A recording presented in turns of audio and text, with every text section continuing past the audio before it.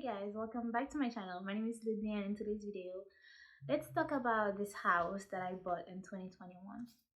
So let's go back to 2021. In 2021, it was during the pandemic. There was a lot of effervescence in the market. I had a lot of like hope and dream and stuff. And people were saying like, oh, the house market is insane, you need to buy now because interest so low, but the prices were still high, and we didn't think they were gonna ever go back because Montreal is like, it's lower in type of like housing compared to Toronto or Vancouver and stuff like that. So we thought maybe one day like house in Montreal would like explode, and it was like a great opportunity for me to buy in Montreal with everything happening. So that's why actually me and my mother, we bought this duplex. I wasn't rich. I wasn't prepared. I didn't know a lot about like housing, even though my mother had a house and stuff like that. But I feel like I wasn't prepared enough, at least. And I had no idea how much having a house really affect basically everything. Becoming a landlord was not something in my wish list or stuff like that, because like it's a lot of responsibility and a lot of pressure put on you when you have to rent an apartment where you live, even though you live there, but you're so accessible so that people can come to you whenever. I guess no one tell you really how hard it is when you're young, because I was 26, how much responsibility is going to be, to have a house, to do all the paperwork, to pay taxes and stuff like that. I guess I knew, but I didn't really know. And 26, it's not that young either, basically. So, and I had my mother to help me out with a lot of things, um, but there's a lot of things I didn't know. And yeah, it was the first couple of months was good because I was excited. I was painting. I was painting my house, like taking buying furniture, doing all of the fun stuff that you do when you have a house. And then when the previous owners left the owner, because the apartment is like the duplex, when they left the place that they were staying at, and I had to rent. I couldn't find like people to rent it in the winter, so I had to spend a couple of months waiting, a couple of months without a renter. When I finally find one, I feel like I didn't do enough good diligence to find like why they left, what they left, what happened, because when they came here they bring a lot of issue with them and stuff like that. So it wasn't a good experience. And for a couple of after that, for a couple of months, everything was going well. I was happy. And yeah, it was cool. What's one thing that I learned being a landlord, if you can call it that, is that like you need to know how to do a lot of things, and I don't know how to do plumbing, electricity, and stuff like that. So those professions are very helpful and very expensive. Like before my plumber come here, it already cost me $200 because I have to pay for them to come here, and I have to pay them hourly when they get here, and I have to pay for the material that they use. I mean, it's very expensive. Even a little thing broke, it's expensive to fix. And if you have bad tenant, what's one issue is that they don't tell you when they break stuff. And then like the other day, I went to the apartment and I found like a glass of the of one of the doors broken, and I realized it's been broken for a while. Didn't tell me. The roof leak, didn't tell me. It's been a nightmare, to be fair. A real nightmare. Like thing leak, they don't tell you right away. They wait a few months, a few weeks, and then it's when it's really bad that then they tell you, and then it's like it's too late. It's so people can be so negligent when it's not their property. That's one thing that really like tell me like if you buy a house, when you're looking for a tenant, you're gonna need more than just how do you pay on time, how do you have a job. You're gonna need to know more about the person living in your house, because yeah.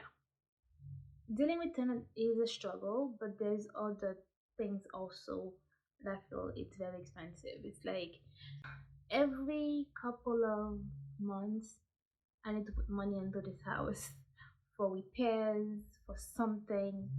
And right now in 2025, late 2025 to 2026, the mortgage with my mortgage is gonna go up more than $600, which is a lot. And I feel like there is protection for tenants. You cannot increase their price basically too fast, but nothing stopping the bank from increasing my rate, my interest rate quickly because I'm gonna like go from 1.7 to probably 4, which is ridiculous. So yeah, owning a house is not cheaper than renting. Like, don't listen to people telling you owning is cheaper than renting. It's not. In the long term, maybe, but like in 25 years, when this house, like I can sell it and make a profit from it, a little profit. Cause like, but today, it's not cheaper.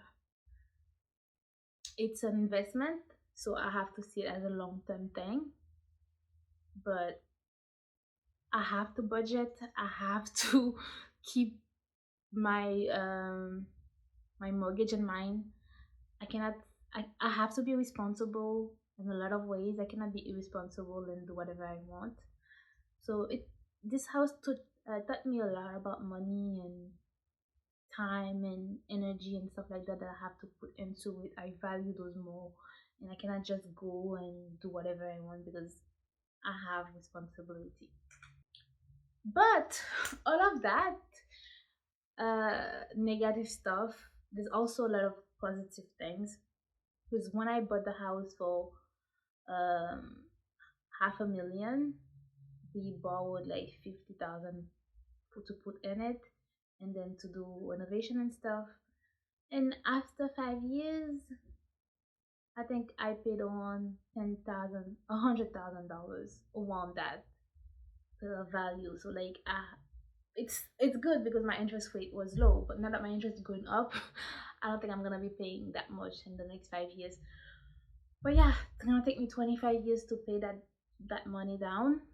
But then after that, I'll have a free house because I'm still gonna have to pay property tax. But yeah, it's an investment, and you really have to want to stay in it or sell it. Because right now the house already went up, I think. So that's another good thing. If I sell it now, I'll probably come on top, which is a good thing after all of that endure for the past 5 years. So it wasn't easy, but I guess if you can deal with all of those things and you have a husband or you know how to fix things in your house. I mean that doesn't mean husband know how to fix them either, but if you have someone that can help you fix things and you don't have to call a plumber or electrician every couple of I don't know months, and you have the money, it is probably a good investment to buy a house, especially a duplex, because that way you can rent. Even though, just be careful when you rent. Like, don't be as careless as I was. Take the first person that apply or the first person that you think is gonna be good. Do a little bit more digging around to see if it's worth it. So the question is, it is worth it for me because we build equity and our network is probably went up. We don't have to rent and have to deal with increases, even though I have to deal with mortgage increases, which is bad also. But at least I feel like if I sell it and make a profit, then it was worth it. And we have a long term place where we can stay as long as we want, and that feel good. So if you're thinking of buying a house young, don't expect it to be easy. Expect stress, sacrifice, hard month, long term planning, budgeting, and it's gonna change your life. So a 2021 me had no idea how hard it would be. And if she had known, I don't know if she would have done it. Now I'm thinking about it. Would I have done it if I had known? Maybe I would. I don't know. I feel like I could still put my money in the stock market. And yeah, I don't know, it's a question that you have to really like think about. See, housing is a human right, because like having a house is good to live in. Not being able to have to rent is a good thing. And yeah, that's how I feel about it. Like it, all of the hard things that I just talk about. There's a lot of, you learn, you grow. Now I could probably buy another duplex and know how to better take care of it. And at least it was an experience. And I hope this video, guys, give you some perspective. And always, if you're buying, think that's gonna be twice as much to, you're gonna, if you are renting for like, I don't know, let's say $1,500, it's gonna cost you twice as much every month. Not just because of the mortgage and stuff, but because you're gonna have to put money into maintaining the house. And that's something that people don't advertise. You still have to put money in, because the house usually, I mean, unless you buy like a brand new house, I don't know how you can afford that, but if you can, okay. But if it's not a brand new house, you're gonna have to put money in. There's always something that's broken in the house, and that's just how it is. Anyway, hope this video was helpful in some ways to you guys, and thank you for watching this video.